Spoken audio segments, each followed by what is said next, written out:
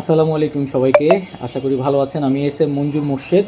আপনাদেরকে কিছু গুরুত্বপূর্ণ তথ্য দিব, কিছু সমস্যার সমাধান। আজকে আপনারা হয়তো অনেকেই জানেন যে আজকে সেনাবাহিনীর নেতৃত্বে কামরাঙ্গীরচরের মানে ছাত্র সমাজ, রাজনৈতিক ব্যক্তিবর্গ এবং একই সাথে কামরাঙ্গীরচরের সমাজের সর্বস্তরের মানুষজন, ব্যবসায়ী এবং কর্মজীবী প্লাস হচ্ছে একদম মানে কারখানা মালিক, এই সবাইকে নিয়ে একটি আলোচনা সভার আয়োজন করা হয়েছিল। তো এই আলোচনা সভায় বেশ কিছু সমস্যার কথা উঠে এসেছে। এগুলো আমরা আগে থেকেও কিছু প্রবলেম লিস্ট করেছিলাম আমাদের কাছে বিভিন্ন সময় অভিযোগের ভিত্তিতে।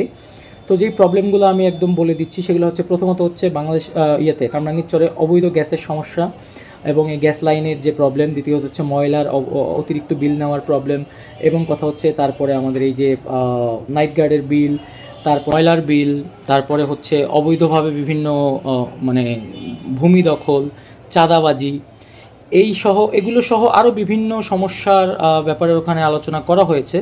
তো যেই সমাধানগুলো আসছে, আমি কিছু জিনিস বলি যে এখানে মোটামুটি আমাদের কামরাঙ্গীরচরের যারা রাজনৈতিক নেতৃবৃন্দ তারা সবাই ছিলেন। তো তারা যেটা প্রমিস করেছেন যে এখন থেকে সেনাবাহিনী ডিরেক্ট অ্যাকশনে যাবে, মানে এই সমস্ত স্পটে যাকেই পাবে তাকেই তারা অ্যারেস্ট করবে। তারপরে সে কোন রাজনৈতিক দলের লোক বা কী, সেটা সেভাবে তারা কি এটার প্রমাণ দিবে বা ইয়ে করবে। আর আরেকটা ব্যাপার হচ্ছে তাদের বিরুদ্ধে, সবার বিরুদ্ধেই ব্যবস্থা নেওয়া হবে। গ্যাসের যে অবস্থাটা, সকল অবৈধ গ্যাসের সংযোগ খুব তাড়াতাড়ি ডিসকানেক্ট করার জন্য ব্যবস্থা নেওয়া হবে, যার ফলে এবং অবৈধ যেসব কারখানায় গ্যাসের লাইন আছে এগুলো ডিসকানেক্ট হয়ে যাবে। সো ইনশাল্লাহ তাহলে দেখা যাবে কি নর্মাল গ্যাসের লাইনে ইনশাল্লাহ গ্যাস ফিরে আসবে। আর কথা হচ্ছে অবৈধ ভূমি দখল, এগুলোর বিরুদ্ধেও ব্যবস্থা নেওয়া হবে। রাস্তার পাশে অবৈধ দোকানপাট এবং সরকারি খাস জমি দখল করে দোকানপাট বা যে কোনো কিছু, এগুলোর বিরুদ্ধে ব্যবস্থা নেওয়া হবে খুব শীঘ্রই। এবং কথা হচ্ছে মেলায় চাঁদাবাজি, এগুলোও বন্ধ করা হবে। অন্যান্য যে কোনো সমস্যা, মানে আজকে যেটা ওখানে যারা উপস্থিত ছিলেন, তো এমন কামরাঙ্গীরচরের আমার মতে যে কোনো সমস্যা বাদ যায়নি। ঈদগাহ মাঠ দখল, এটাও এসেছে। সব কিছু মানে যত প্রবলেম আমরা গত ১-১.৫ মাসে আমরা সহ সেনাবাহিনী, পুলিশ সবাই যতজনের কাছ থেকে যত সমস্যা শুনেছে তারা সেই সমস্যাগুলো লিস্ট আপ করে রেখেছিল। তো আজকে এই সব সমস্যার সব কিছুর মোটামুটি একটা সমাধান ইয়ে করা হয়েছে। এবং কথা হচ্ছে রাজনৈতিক ব্যক্তিবর্গ যারা, তারা কিন্তু এখানে কি একমত পোষণ করেছেন সর্বশেষে। এখন কিছু ব্যবস্থা নেওয়া হবে কামরাঙ্গীরচরে শীঘ্রই। যে সমস্ত অবৈধ দোকান, অবৈধ স্থাপনা, এগুলাতে চিঠি দেওয়া হবে।